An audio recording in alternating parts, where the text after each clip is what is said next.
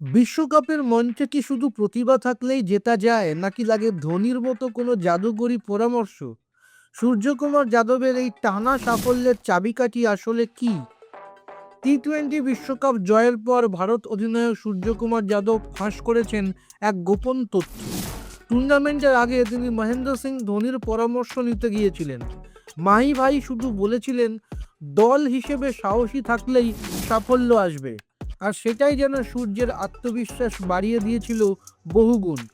2024-এর পর 2026 টানা দুবার বিশ্বকাপ জিতে সূর্য এখন ভাসছেন আবেগে। তবে তার লক্ষ্য এখানেই থেমে নেই। 2028 অলিম্পিকে সোনা জয় এবং আবারও বিশ্বকাপ জেতাই এখন তার পাখির চোখ।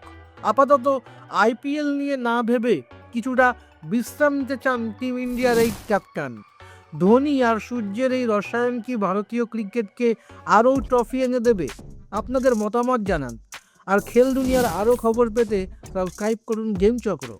আপনার নিজের জন্য বা নিজের ব্যবসার জন্য পার্সোনাল বা বিজনেস ওয়েবসাইট তৈরি করতে চান, অথবা তৈরি করতে চান আধুনিক মোবাইল অ্যাপ? কোথায় যোগাযোগ করবেন, কিভাবে শুরু করবেন বুঝতে পারছেন না? যোগাযোগ করুন নিচে দেওয়া ফোন নাম্বারে। আপনার সমস্ত প্রশ্নের উত্তর পাবেন এখানেই।